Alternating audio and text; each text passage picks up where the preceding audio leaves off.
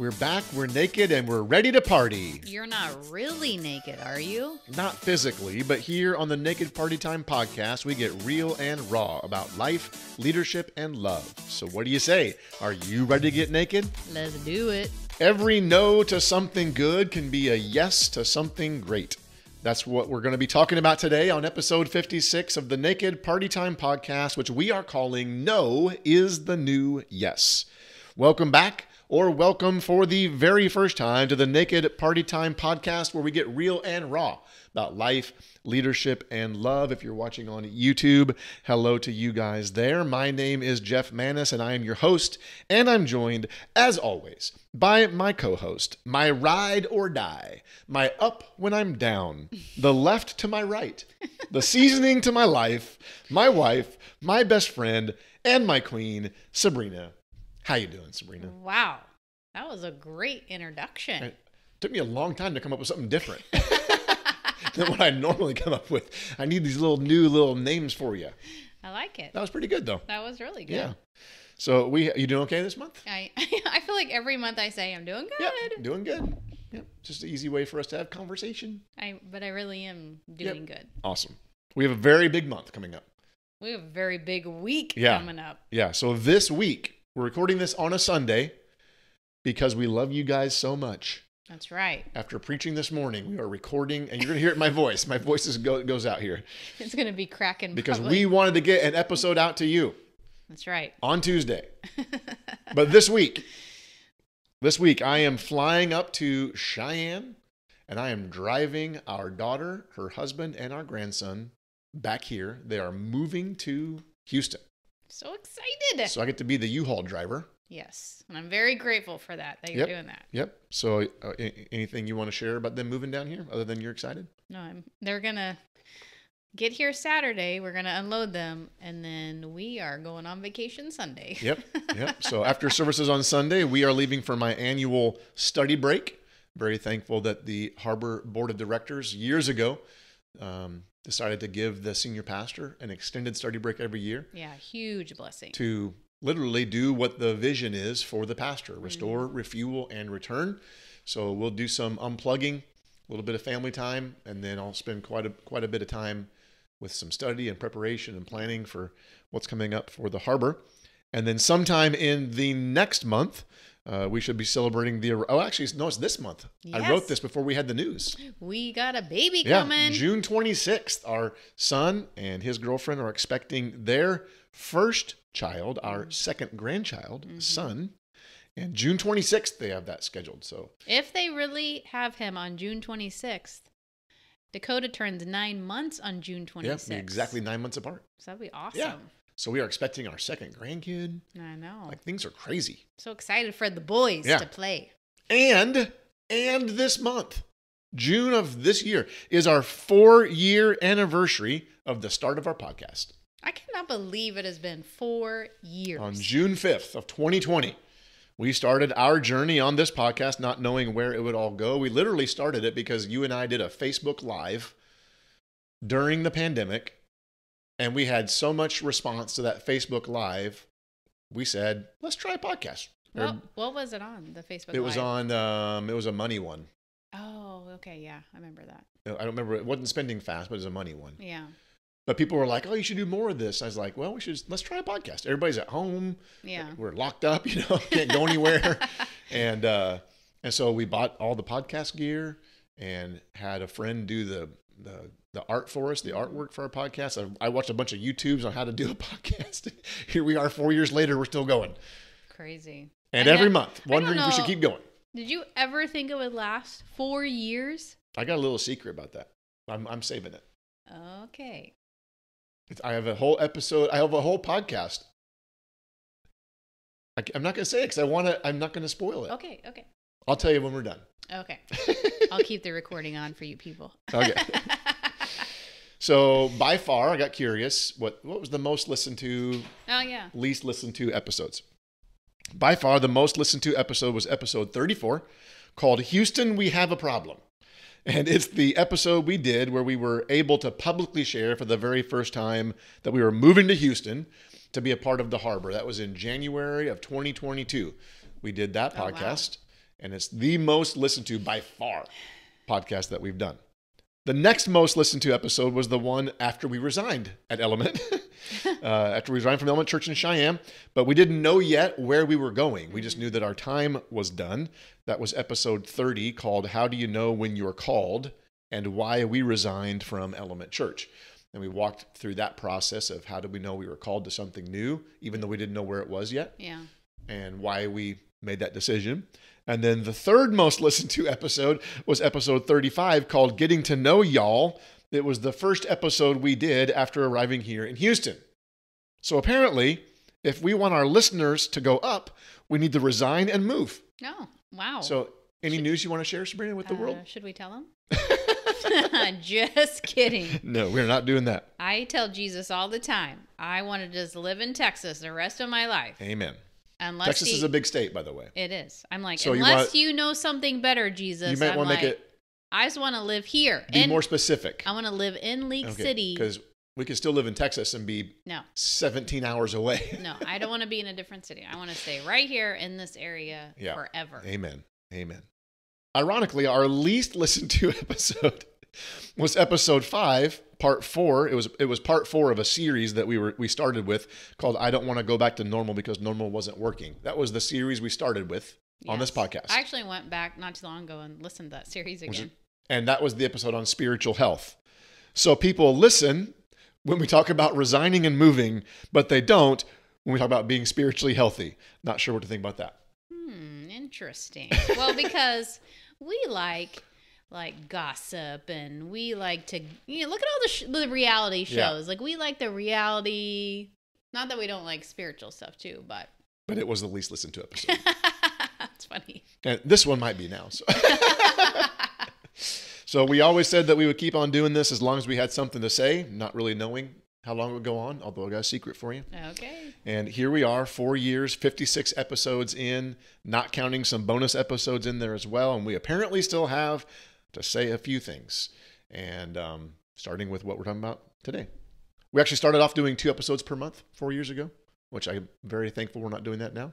Yeah, because it doesn't seem like it's that big of a deal to sit down and record it, but it does take a lot of time. Yep.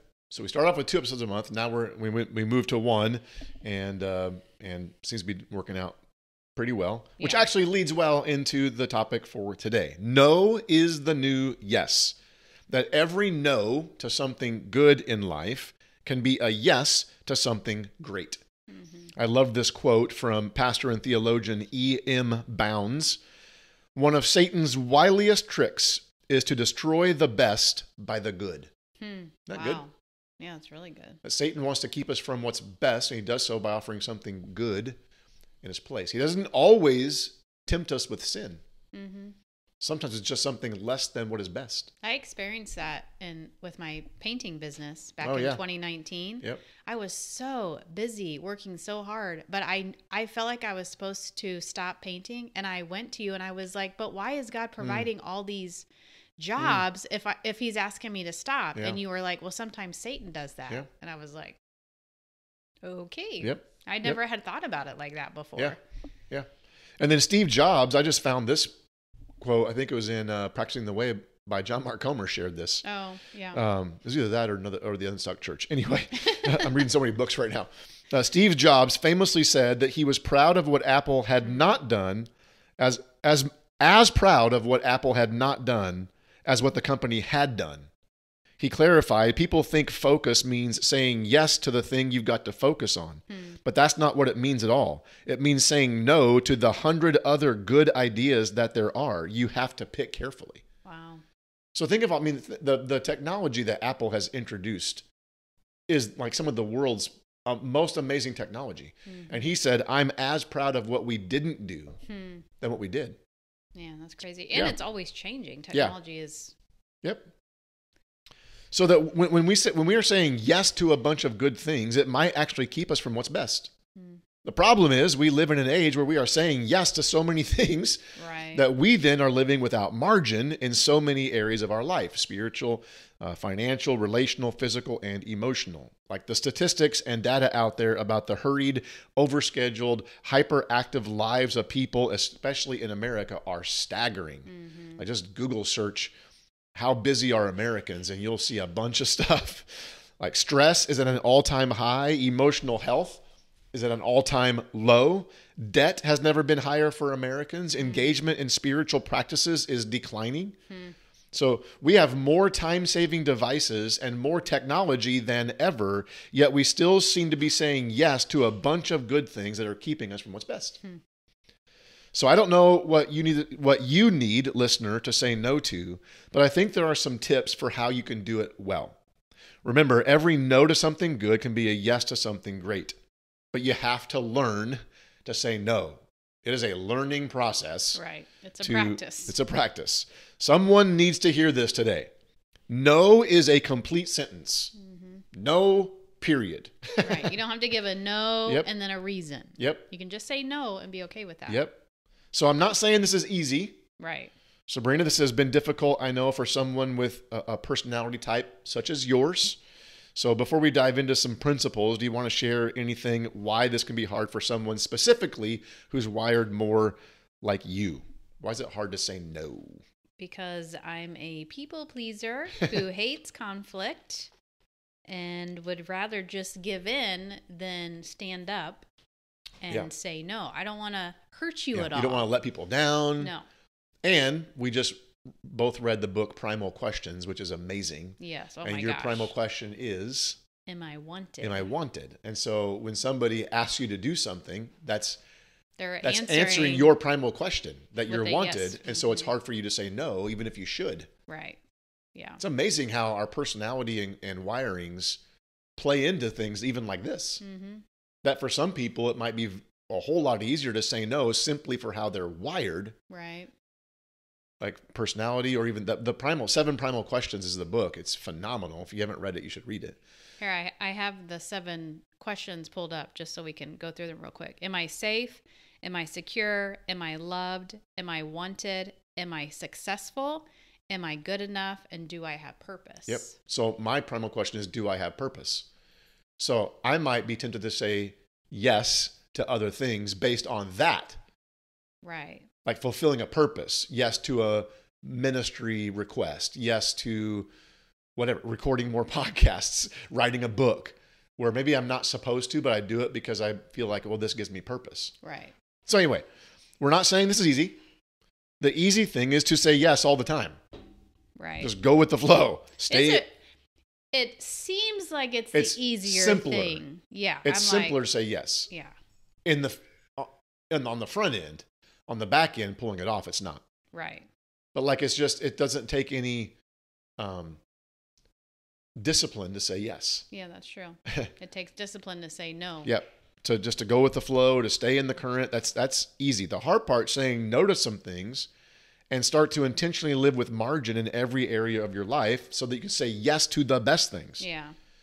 So Sabrina, we're just going to share some principles here. I think we have 3 of them. And what's the first principle of saying no to some good things in order to say yes to the best? Start small. This So- can probably feel a little overwhelming in the beginning. Yeah.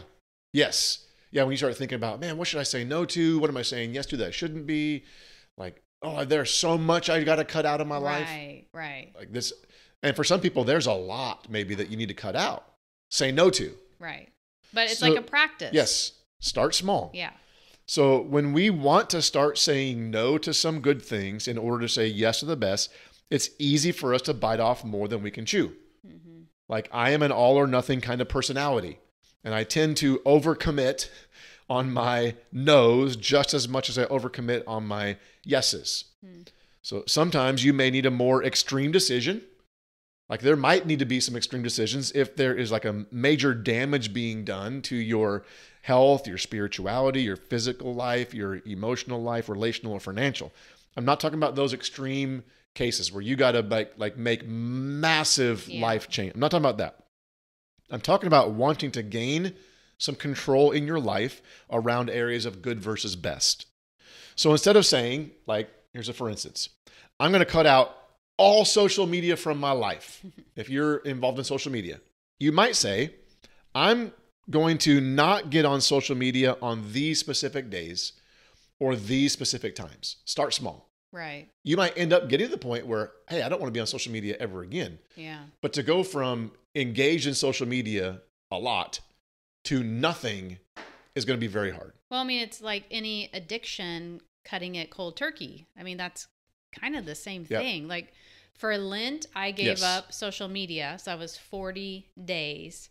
And I was like the last week of Lent, I was scared. I didn't want to get back on. I have a very addictive personality, so I have to choose my addictions wisely. And because I also, if I'm going to give it something, I'm giving it my all. And so I really talked to Jesus and came up with a plan. And during that 40 days of Lent, our small group had gone through the fasting practice from John Mark Comer. And so I had picked up fasting. So I just now practice fasting. I fast Tuesdays and Thursdays. And on those days, I do not get on social media. And then on Sabbath, from Friday night, 6 p.m. to Saturday night, 6 p.m., I also do not get on social media. So I'm only allowing myself 4 days a week. And even on those 4 days, I can catch myself wasting time. Yeah. So it's still, I still got to curve it back, but like it's been huge for me I did cut it all out for 40 days, and then I knew I would go back, but like I don't have the desire to constantly post every second of everything I do. Like that is gone. Yeah, that's I don't awesome. Really want to post that much, which I find freedom in that because then I'm not taking a picture just to post on social media. I'm actually taking pictures that you want. Yes, of things I want. And so that 40 days was very helpful. I also read the book 40-Day Social Media Fast by Wendy Speak. Oh my word. I will probably do it every single year. It was so convicting and so challenging that I'm like, I don't want to just be sucked into my phone. I want to be present. And that was huge for me. Yeah, that's awesome. So just that's after Lent, that small change of picking certain days that you would not be on it. Right. Like it made it manageable. Yes. Now you're still on it and able to engage some, but it's not an overwhelming thing in your life. And I will find that the days I allow myself on, I might not get on until it might be 3:00 and I'm like, oh, I haven't even gotten on social media today. It's awesome. Like that is still happening for me. So it was really good. So another, for instance, instead of saying, well, we aren't going to go out to eat ever, we're cutting out all eating out. You might just say, we're going to only eat out on this day, whatever, a week or month, or this many times. Instead of stopping all television consumption, cut out one show that you normally watch. Like whatever it is you say no to, start small.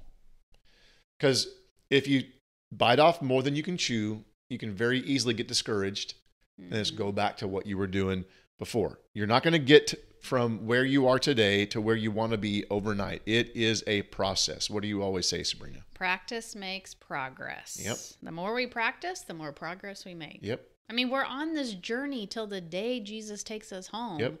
And none of us are ever going to have it all figured out. Yep. And so it is a daily practice. Yep. So again, I don't know out there what you need to say no to in your life. It might be a good thing. It's not like a bad thing. Right.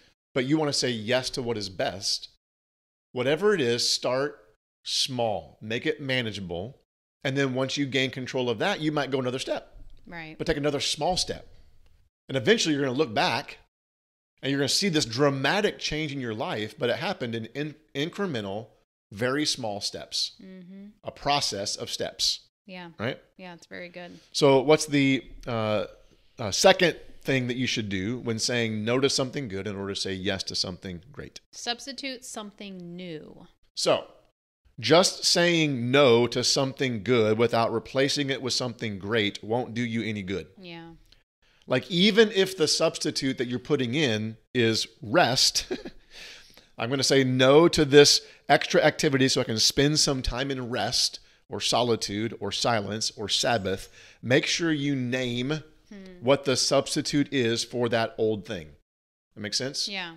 Like, don't just say, I'm going to cut out social media. And like you said, find another way to waste time. Right. Cut out social media, a portion of it on a day or an hour or whatever. But what are you going to do to replace that? Right. Well, yeah. Be intentional with that time. During Lent, I didn't want to just not be on social media, but replace my time wasting numbing activity with something else. So I read way more, or I sat and prayed. Like you do have to replace it with some, because it's such an addiction or a habit, and it took time to build that habit. It took time to break it. Yeah. Yep. So I got a couple examples here that I just started doing some math on. Okay. So financial example here. If you normally buy Starbucks or coffee, whatever coffee your favorite coffee shop is, a couple times a week, let's say one drink costs $5. We went to Starbucks today after we went out to eat with some friends. And like a couple drinks, $5 a piece is not uncommon for a Starbucks drink, which is crazy. But if you said no to one drink per week that you normally buy, that's $260 in a year. Wow. So what if you substituted just one drink purchase a week, and then at the end of the year said, I'm going to replace that, take that $260, I'm going to give it away to a person in need. Maybe it's a friend that needs something. Maybe it's an organization, like whatever it is, a nonprofit, or just take going out to eat. These days, it is very expensive. We just learned that today when we went out to eat. We can honestly hardly take 5 of us from our house out to eat at a fast food place for less than $40 or $50. Oh, yeah, for sure. Even Taco Bell, where we eat every Sunday after church, except for today, is so expensive. Yeah. So if you go to a sit-down restaurant, I mean, it's even higher. Yeah. Because you got to include tip in that as well. According to usfoods.com, the average person counting home delivery eats out about 7 times a month, which is not horrible. That's I thought it was going to be way higher. Yeah, it's not really that bad. But that's average. Yeah. So, some people are 0. Yeah. Some are 25. And the average person spends about $2,500 a year eating out. Wow. Again, that's the average. Mm-hmm. Well, if you say no to eating out just a couple times a month, but you don't substitute that with something else, that money will quickly find somewhere else to go. Yeah. You'll spend it somewhere else. So let's say you're going to say no to 2 times eating out a month. And let's say that comes out to about $100 a month. That's $1,200 a year. Just 1 year of saying no 2 extra times a month, and you've got $1,200. So let's say that you invest that $1,200, and then you continue investing $100 a month for 20 years. In 20 years, you would have invested $24,000. And based on the average rate of return in the stock market, would be worth around $75,000. Wow. It really starts growing exponentially at 30 and 40 years.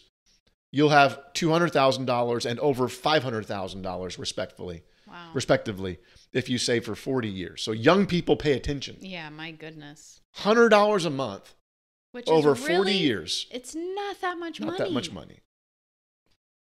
But you have to, again, it's saying no with the yes standing there. I'm saying no to this, and I'm going to do this instead. Mm-hmm. Because we're as guilty as anybody. We can easily say we're not going to go out to eat. We just find another way to spend that money. Right. You have to take that money that you would have normally spent and then really intentional. Do something with it. Yeah. Maybe it's 30 minutes of, let's say you want to cut out one 30-minute television show or media consumption each day. Well, what will you substitute it with? Again, don't just cut out 30 minutes. Do something with that. Yeah. Maybe I'm going to spend 30 minutes of solitude and silence. I'm just going to rest for 30 minutes. Maybe it's 30 minutes of reading. Someone who reads 30 minutes a day will read about 33 books in a year. Wow. We easily waste 30 minutes a day. Oh, yeah. I hear people say all the time, I don't have time to read. Oh, my goodness. That's crazy. We all have time. We literally waste 30 minutes a day, easily. Mm-hmm. Mostly on social media these days. Yeah. Or maybe you replace that 30 minutes of TV with a 30-minute walk. Like 30 minutes of walking every day can increase cardiovascular fitness, strengthen bones, reduce excess body fat, boost muscle power and endurance. It also helps reduce your risk of developing conditions such as heart disease, type 2 diabetes, osteoporosis, and some cancers. Yeah.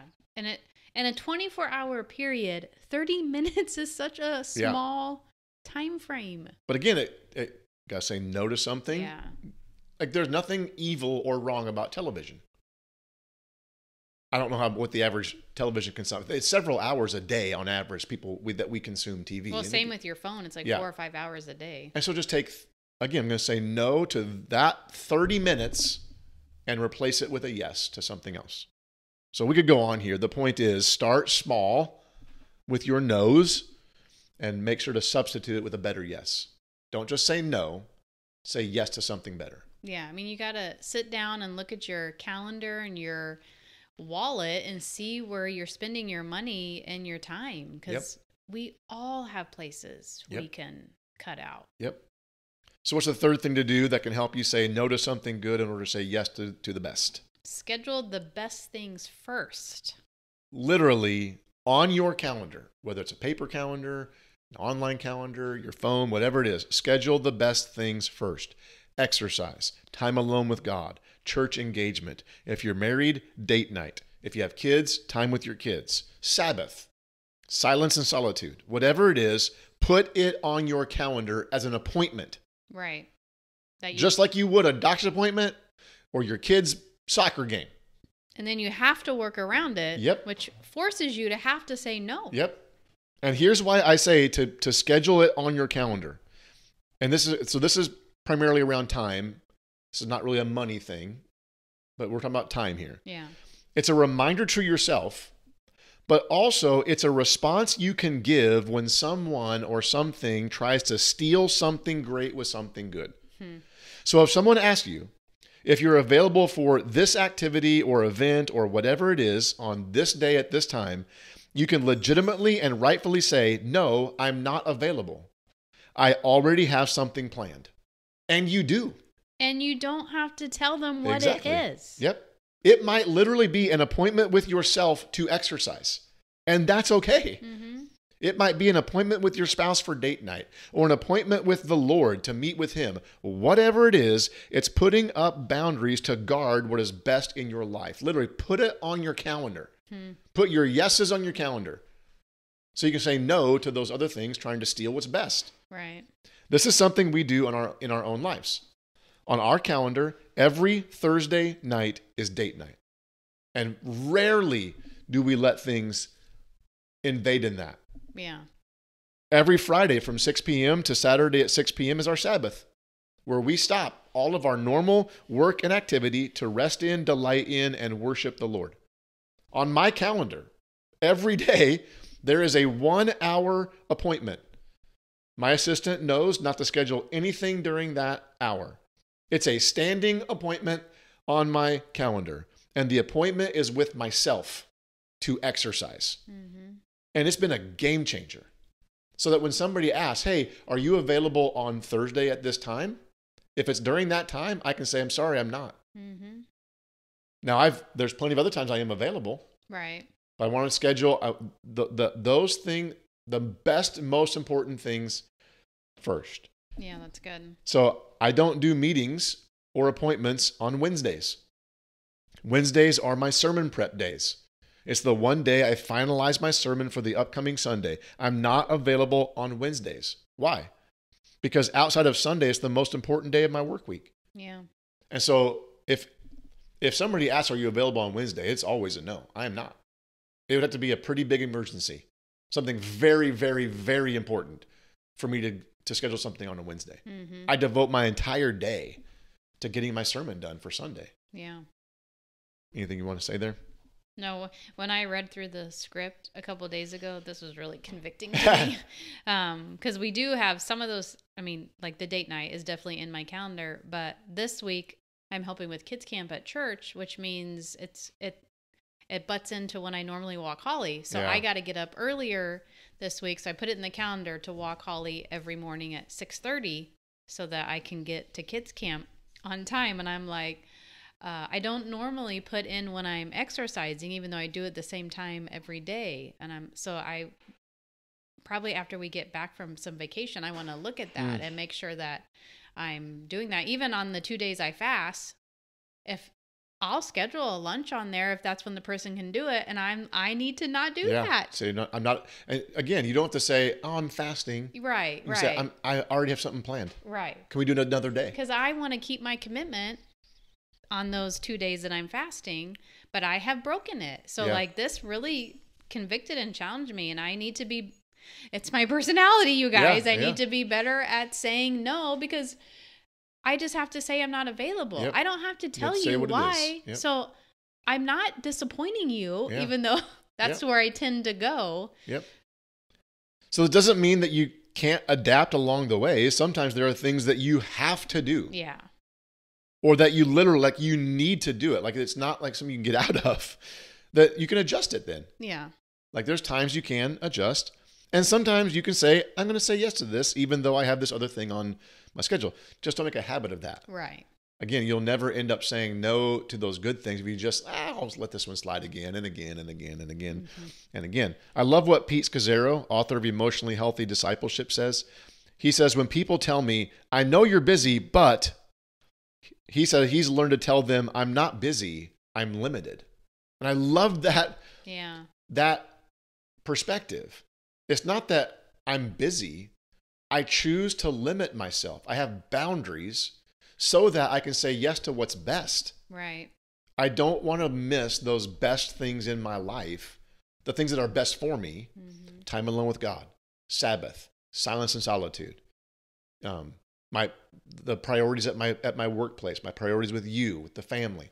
Like, I want those things to take priority. Yeah. But we can so easily just fill up our life with so much other crap that we end up saying yes to a bunch of good stuff, and the best stuff gets said no to then.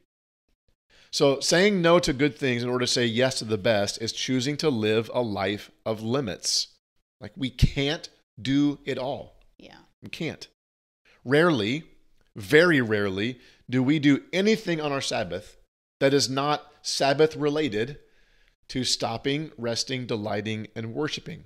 Like, most likely, if someone asks us to do something on a Saturday, our answer is going to be no. Yeah.